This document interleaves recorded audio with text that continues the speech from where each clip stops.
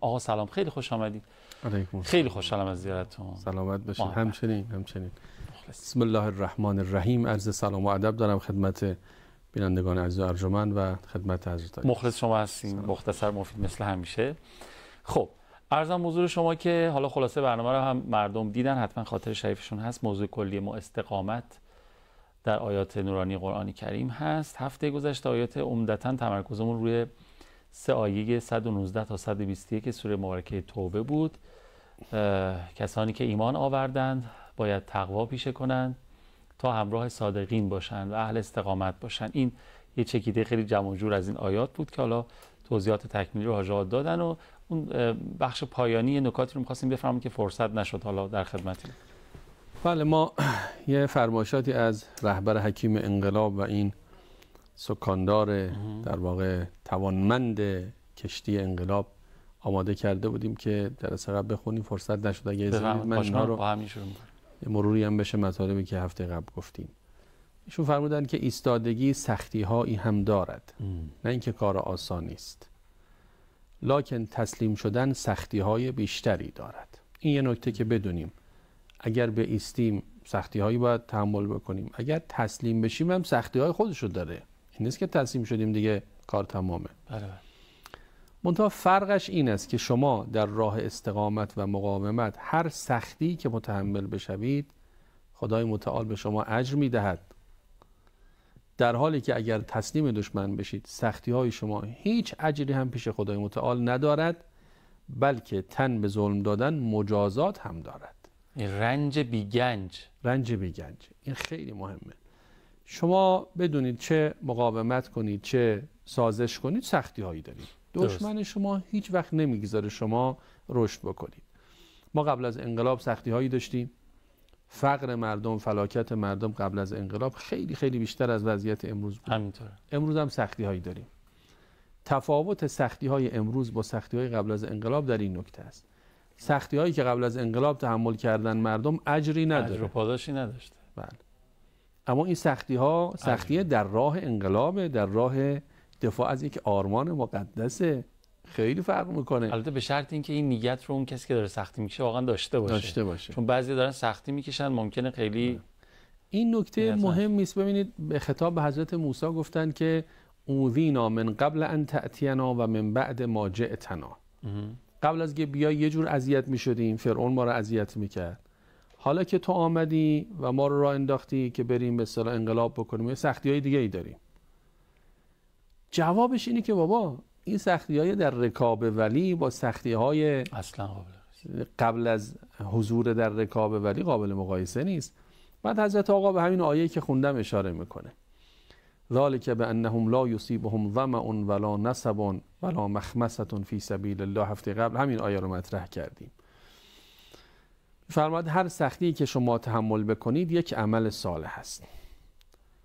بعد یه جمله میگن که راجع به عمل صالح، مطلب آخر راجع به عمل صالح. من عرض میکنم که امروز در دنیای کنونی هر حرکتی، هر اقدامی، هر حرفی که در جهت استقلال سیاسی کشورها و ملتها باشد، در جهت استقلال فرهنگی کشورها و ملتها باشد، در جهت استقلال و رشد اقتصادی کشورها و ملتها باشد، در جهت وحدت باشد، در جهت اقتدار امت اسلامی باشد، در جهت ترویج علم در دنیای اسلام باشد، در جهت رشد دادن جوانهای دنیای اسلام باشد، هر حرکتی در این جهت عمل صالح است، حسنه است. ببینید عمل صالح که میگیم، عرض کردم در جلسه قبل که فقط این نیستش که حالا توی جبهه اسلحه به دست زیر آفتاب تشنگی، که اون البته از برترین مصادیق این آیه است. شما یه سخنی بگی، یه اقدامی بکنی، یه گامی برداری در جهت این نکاتی که گفتیم. اگر شما در زمینه علم کار میکنید، در زمینه تحقیقات کار میکنید، یه دانشمندیه داره تو دانشگاه، توی آزمایشگاه کار جهادی میکنه. ببین کار جهادی در هر جایی به حسب خودشه. ما کار کارمندی داریم که اول صبح همین لنگ لنگان میاد و دیرم میاد سر کارو، هنوزم ساعت تموم نشده پنجره رو میبنده و به ارباب رجوع جواب سربالا میده و بعدم بهش میگه آقا جون یه خود بیشتر کار بکن. میگن حقوقی که شما به من میدید اندازه تا ساعت 10. عجب. از اولش هم من زیادی کار کردم. یه مدل کاره.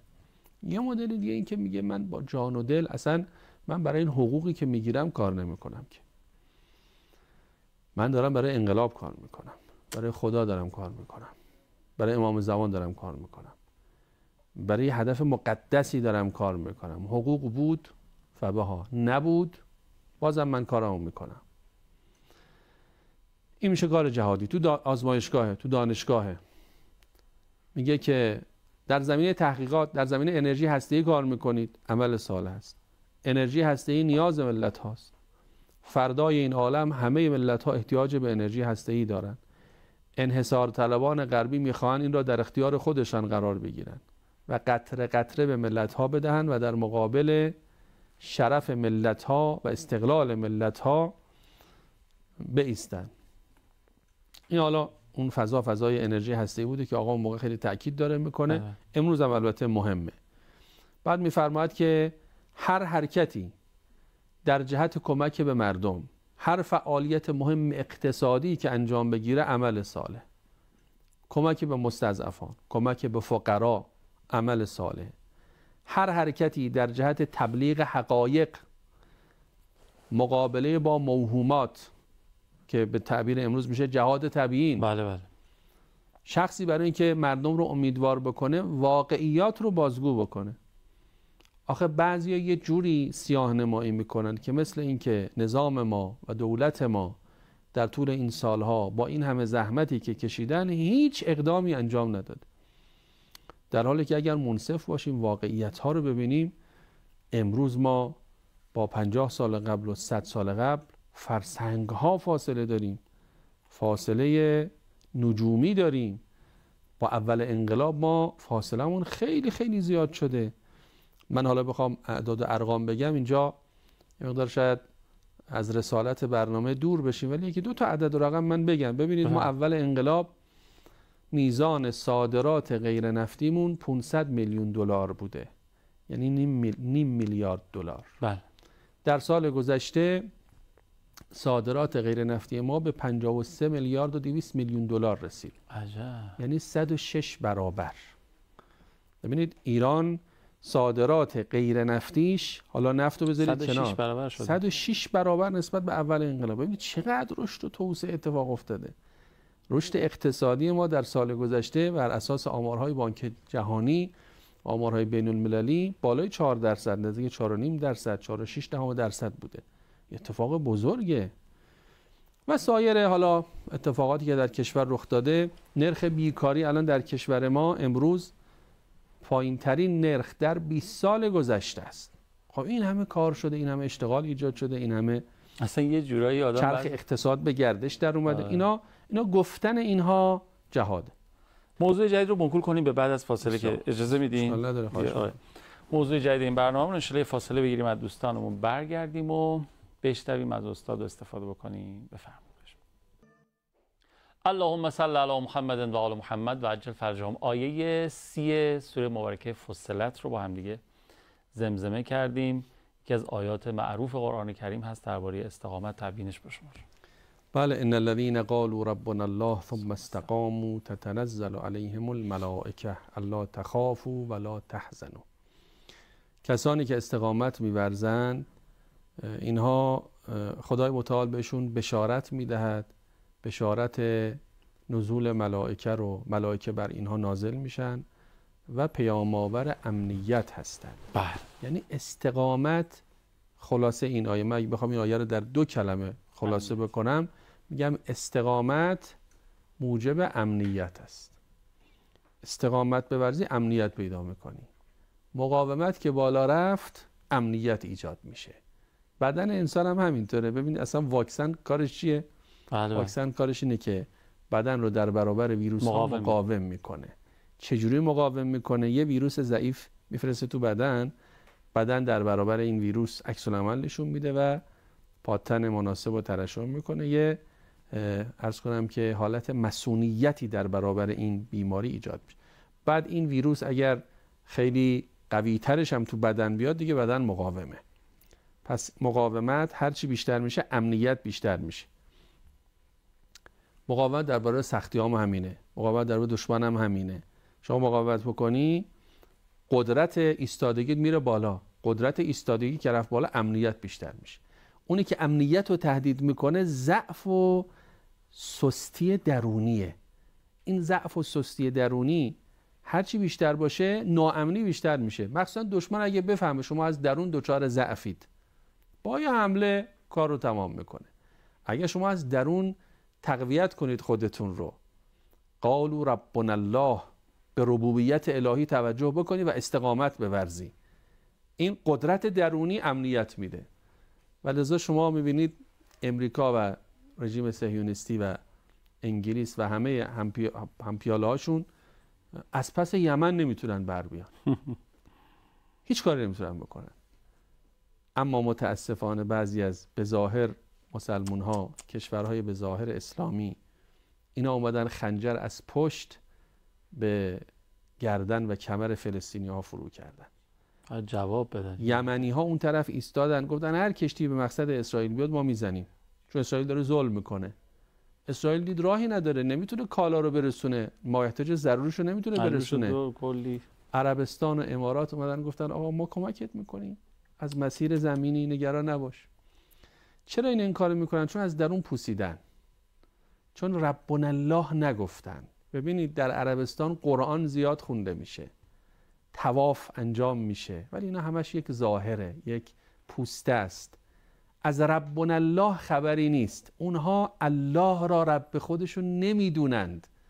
اگه الله رو رب خودشون میدونستند از ترس رژیم صهیونیستی تن به این ذلت و خفت و خواری نمیدادن که برادر خودشون مقابل چشمشون پرپر بشه. اینا به دشمن و به قاتل و به غاصب کمک میکنن. اصلا از هر نظر حساب بکنی، نمیدونم هم زبان، نمیدونم هم کیش، از هر هم نژاد دیگه همه چی تموم. ولی باز کاش کمک نمیکردن، یعنی کمک به یمن نمیکردن، به فلسطین نمیکردن، ولی نه تنها کمک نمیکنن بلکه دارن به طرف مقابل کمک میکنن که اون رو خیلی واقعا جای. خب اینا چرا به این وضعیت دوچار شدن؟ چون امنیت ندارن دیگه، میترسن.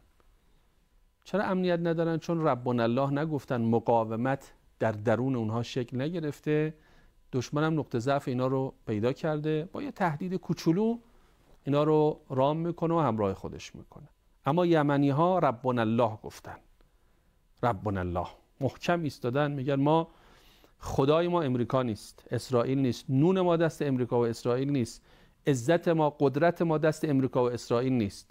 این موجب شده اینها مقاوم بشن، قدرتمند بشن و پیام امنیت رو فرشتگان الهی به اینها دادن و میدهن و روز به روز قدرت اینا بیشتر میشه. تتنزل علیهم الملائکه الا تخافوا ولا تحزنوا. ملائکه به اینایی که گفتن ربنا الله بشارت میدن، میگن نه حزنی دارید و اندوهی دارید و نه ترسی دارید و نگرانی دارید. ترس مال آینده است، حزن مال گذشته است. یعنی حزن نسبت به مصائبی که در گذشته انسان دیده به وجود انسان وارد میشه، خوف نسبت به نگرانی هایی که در آینده داره. الله تخافوا ولا تحزنوا، شما نه نگرانی داشته باشید گذشته نه آینده، نه اندوهگین گذشته باشید. و ابشروا بالجنه، بشارت باد بر شما بهشت برین الهی، که این بهشت رو تو همین دنیا هم اینا میبینن. دشمن از اینها ناامید میشه، دست سر اینا برمیداره. این بهشت برین الهی است. در آخرت هم قطعا اینها جزو برترین میهمانان بهشت برین الهی هستند. خب این مربوط به آیه‌ای که دوستان پخش. خیلی دست شما در نگه. اصطلاحاً ما داریم تو ادبیات خودمون میگن میوه صبر شیرینه. بله بله. حالا همین صبر به معنی استقامتش و اینها. بله احسن باش. همینطوره. احسن باش. بحثی رو که من امروز میخواستم شروع بکنم، شاید حالا تا هفته بعدم ادامه پیدا بکنه در ماه مبارک رمضان، عنوانش هست انواع تهاجمات و مفاسد جبهه باطل. ببینید ما خب باید مقاومت بکنیم. بله، مقاومت در برابر چه چیزی؟ در برابر هر گونه هجمه و تهاجم و حمله‌ای که از طرف دشمن اتفاق میفته. درست. حمله دشمن یه جوره یا چند جوره؟ میگیم چند جوره. تهاجمات جبهه باطل متنوعه و بسیار گسترده است. لذا جبهه مقاومت هم باید خودش رو برای مقاومت در برابر تمام این تهاجمات آماده بکنه. این تهاجمات در قرآن کریم در زندگی یکی یک انبیا و در نقطه مقابل دشمنان اونها ترسیم شده. درست. من میخوام اشاره داشته باشم با آیات سوره اعراف. خدای متعال از آیه 59 تا آیه 87 حدود 30 آیه زندگی چند پیامبر بزرگ خودش رو بیان کرده. هر کدوم از این پیامبرها با یه حجمه‌ای مواجه بودند و هر کدوم سنگر مقاومت رو در برابر حجمه خاص زمان خودشون بنا کرده بودند و برپا کرده بودند. خب این نشون میده که ما باید بدونیم حجمه ها متنوعه و به حسب انواع حجمه ها باید سنگرهای مناسب ساخت. یه وقت شما میدونید که دشمنتون فقط با تانک حمله میکنه. خب با تانک وقتی حمله میکنه باید متناسب با تانک صحنه جنگ رو آراست دیگه.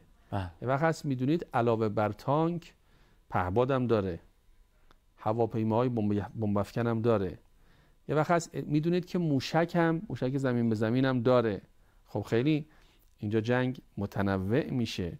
یه وقت هست میدونید در کنار اینها از ابزار جنگ روانی هم داره استفاده میکنه و از طریق ماهواره داره مثلا در فکر و ذهن نیروهای جبهه شما هم داره تاثیرگذاری ایجاد میکنه، تأثیر میگذاره. خب اینجا باز آرایش جنگی متفاوت میشه.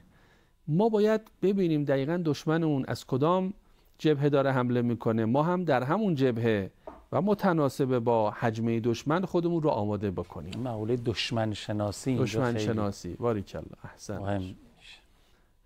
مثلا حضرت نوح در برابر قومی قرار گرفته است که دچار یک فساد اعتقادی هستند، باورهای نادرست، اعتقادات باطل که حضرت نوح به اونها میگه خدا میفرماد انهم کانوا قوما امین.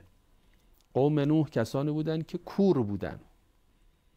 بعضی وقتا آدم با کسانی مواجهه، یعنی با حجمه کسانی مواجهه که اینا کورن، چشم رو بستن، حقیقت رو نمیبینن. خب در مقابل اینا چجوری باید انسان ایستادگی بکنه؟ با اینها چجوری باید برخورد بکنه؟ خب باید تبیین کنه. حضرت ابراهیم هم یه همچین وضعیتی داشت که اومد اون بت‌ها رو در اون داستان معروف وقتی که همه رفتن بیرون بت‌ها رو همه رو شکست. بله. بعد این تبر رو دوش بت بزرگ گذاشت. وقتی اینا اومدن گفتن انت فعلت هذا بآلهتنا یا ابراهیم، تو این کاری کردی؟ قال بل فعله کبیرهم هذا فاسألوهم ان كانوا ينطقون. گفت اگه حرف میزنن برید ازشون سوال کنید. این بت بزرگی لابد شکسته دیگه، چون تبر رو دوش او هست. آره. قرآن میگه فرجعوا الی انفسهم. ببین یه ضربه‌ای به بت‌ها زد، یه ضربه‌ای بسیار کاراتر به باور این کوردلان زد.